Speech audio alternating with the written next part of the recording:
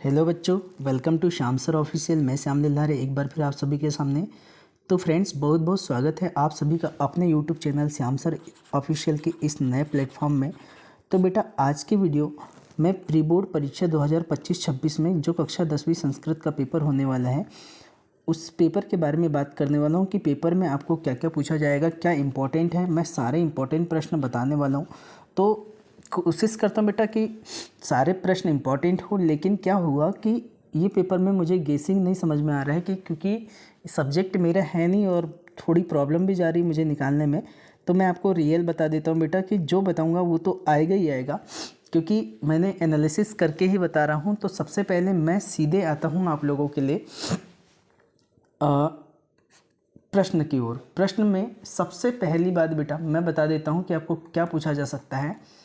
सबसे पहली बात तो निबंध आएगा, ये बात आपको पता है, डन, ठीक है। निबंध आएगा और निबंध में क्या आने वाला है, ठीक है, ध्यान से देखिएगा। आपको पता है मैं जो बता रहा हूँ वो तो आता ही आता है, लेकिन मैं निबंध में 2-4 निबंध बता देता हूँ जिसमें आप लोगों को एक निबंध आना ही आना है। सबसे पहला निबंध पर्यावरण। पर्यावरण इसमें भी पूछा जाता है, ये निबंध एक आएगा। दूसरा, महाकवि कालिदास। हमारे समय से ये वाला प्रश्न आते चलता है, महाकवि कालिदास। अगर आप ये 2 निबंध को भी कंप्लीट कर लेते हैं, ठीक है, तो आप लोगों का पक्का यहाँ से एक कोई ना कोई एक निबंध आ ही जाएगा। और 2 ही निबंध को तैयार करना है, इसके आगे नहीं करना है। या फिर एक और आता है प्रिय भाषा करके, ठीक है, वो निबंध को आप तैयार कर लेना, पर 2 सफिशियंट हैं, पर्यावरण और महाकवि कालिदास, ठीक है।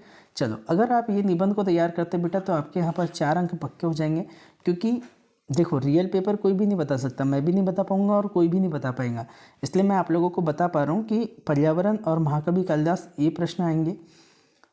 यहाँ से बेटा आप लोगों को अवकाश के लिए प्रार्थना पत्र आएगा, ठीक है। दूसरा, अवकाशार्थ प्रार्थना पत्रम है ना, लिखत करके एक प्रश्न आएगा। ये भी आप लोगों के 4 अंक में पूछा जाने वाला प्रश्न होता है, ठीक है।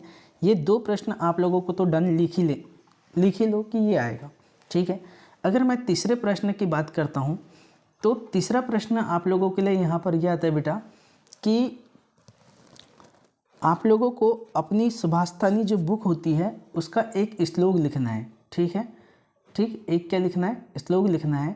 तो प्रश्न ऐसा देता है कि प्रश्न पत्रे समागते, है ना, समागतान, प्रश्न पत्रे समागतान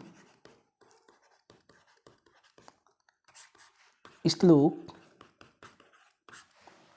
विहाय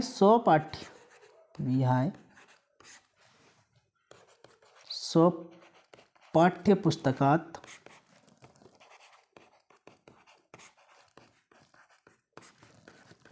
एकम सुभाषितानी, है ना, एकम